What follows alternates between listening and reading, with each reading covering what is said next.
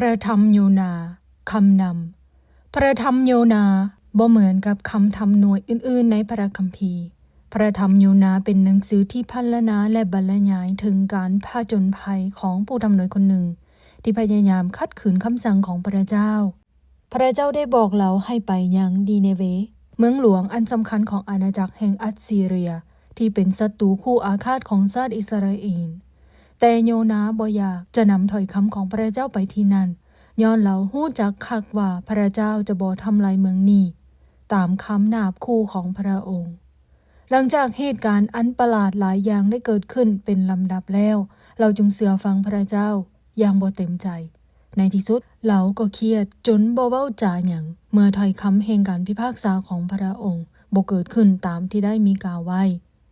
หนังสือเล่มนี้แสดงให้เห็นถึงอำนาจความยิ่งใหญ่อันเด็ดขาดของพระเจ้าอยู่เหนือสรรพทุกสิ่งที่พระองค์ได้เนรมิตสร้างแต่ก่อนอื่นหมดพระเจ้าเป็นพระเจ้าแห่งความหักและความเมตตา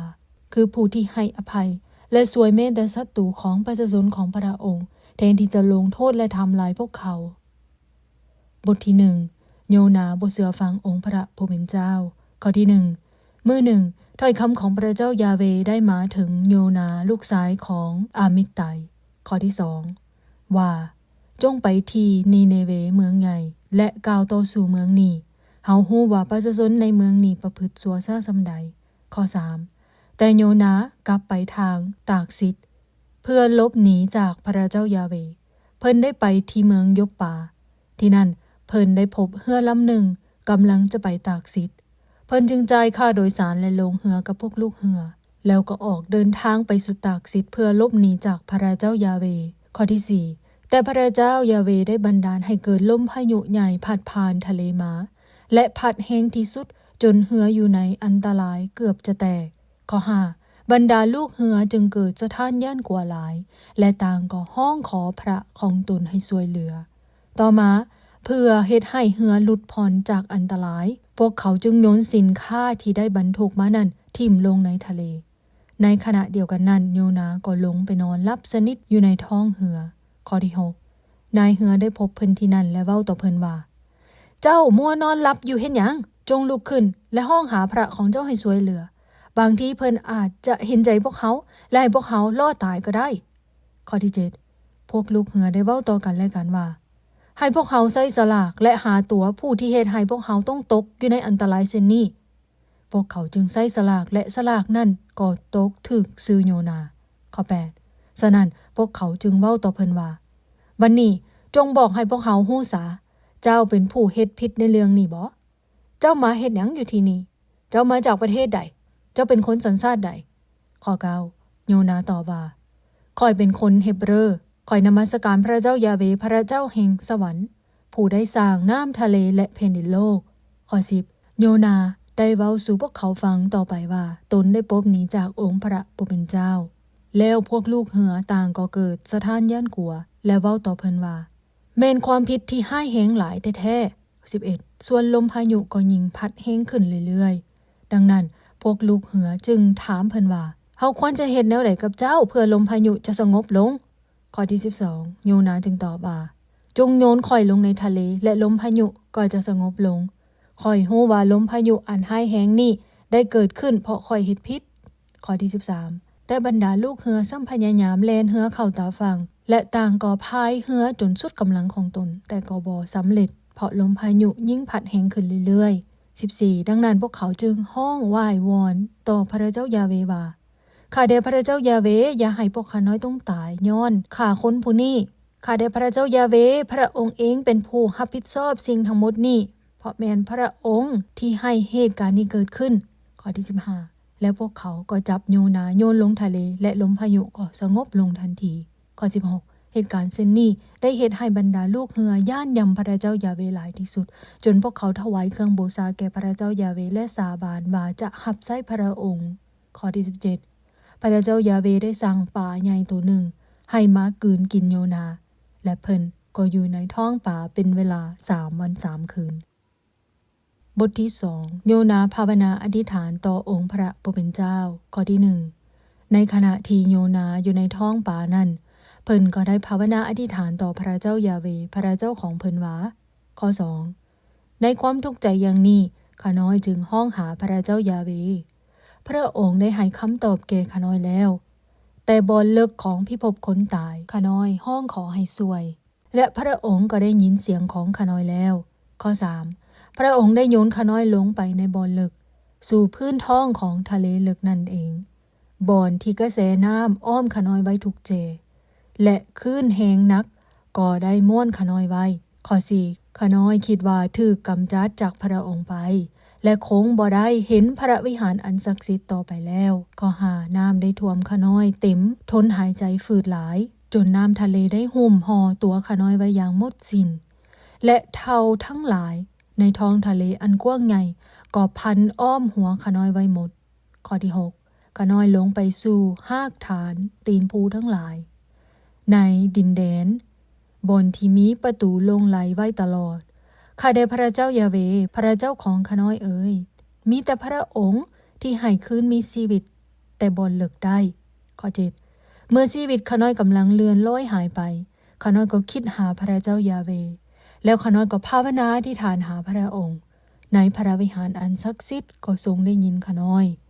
ข้อ8พวกที่ขาบไหว้รูปเคารพอันบ่มีประโยชน์หยังก็ได้ปะทิมความซื่อต่อพระองค์ซะแล้วข้อ9แต่ข้าน้อยจะห้องเพลงโมทนาขอบพระคุณและจะถวายเครื่องบูชาแก่พระองค์และเฮ็ดตามสิ่งที่ข้าน้อยได้สัญญาความพ้นมีมาโดยทางพระเจ้ายาเวห์ข้อที่10และพระเจ้ายาเวห์ก็สั่งให้ป่าใหญ่ตัวนั้นขึ้นมาขายโยนาไว้ถึงดินแห้งและมันก็ได้เฮ็ดตามบทที่3โยนาเชื่อฟังองค์พระผู้เป็นเจ้าข้อที่1แล้วถ้อยคำของพระเจ้ายาเวห์ก็ได้มาถึงโยนาครั้งที่2ข้อที่2ว่าจงไปที่นีเนเวเมืองใหญ่และประกาศถ้อยคำที่เฮาได้มอบให้เจ้านั้นแก่ประชาชน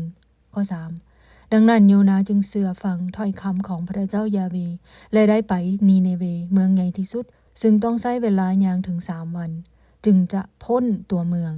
ข้อ4โยนาได้ตั้งต้นย่างเข้าไปในเมืองและหลังจากย่างได้3วันเต็มเพิ่นจึงประกาศว่าใน40วันเมืองนีเนเวจะถูกทำลาย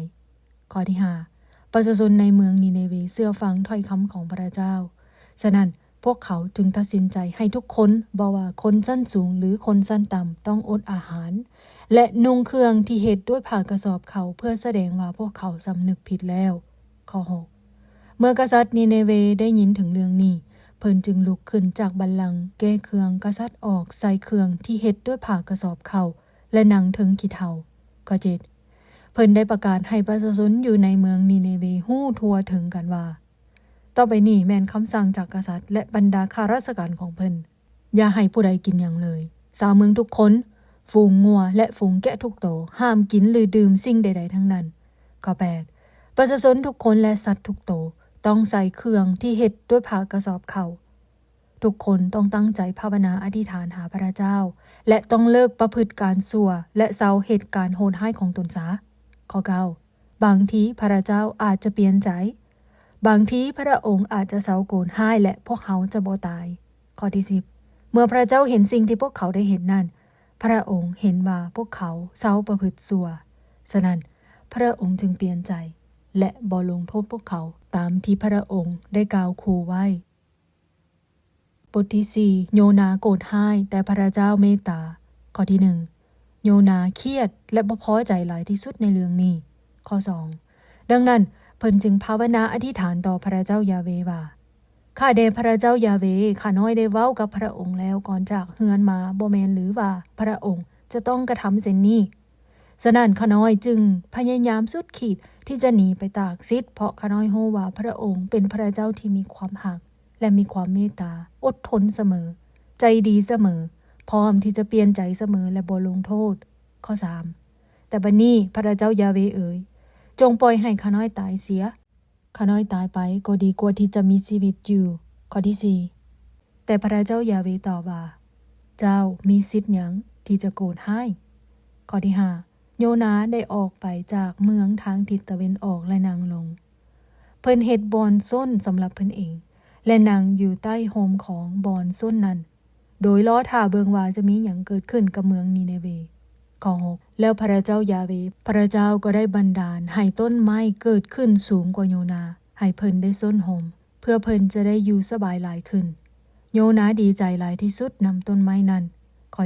7แต่ในตอนเช้าของมื้อต่อมาตามคำสั่งของพระเจ้าดวงตัวหนึ่งได้กัดกินต้นไม้นั้น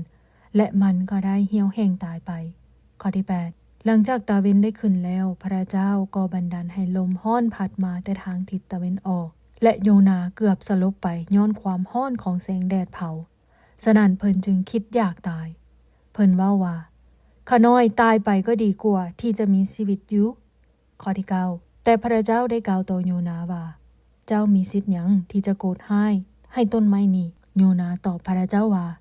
ข้าน้อยมีสิทธิ์ทุกอย่างที่จะโกรธให้จนข้าน้อยตายไปข้อที่10แต่พระเจ้ายาเวได้กล่าวว่าต้นไม้นี้ใหญ่ขึ้นเพียงคืนเดียวเท่านั้นและได้เหี่ยวแห้งตายไปในมือต่อมาเจ้าบ่ได้เฮ็ดหยังเพื่อมันและบ่ได้เฮ็ดให้มันใหญ่ขึ้นแต่เจ้าพัดรู้สึกเสียดายมัน11แล้วเฮาก็สมควรมีความเมตตาต่อนีเนเวเมืองใหญ่นี้หลายกว่ามันเท่าใดจงพิจารณาเบิ่งให้ดีเมืองนี้มีเด็กน้อยที่บ่ฮู้เดียงสาหลายกว่า120,000 คนและมีสัตว์เลี้ยงเป็นจำนวนหลวงหลายอีกด้วย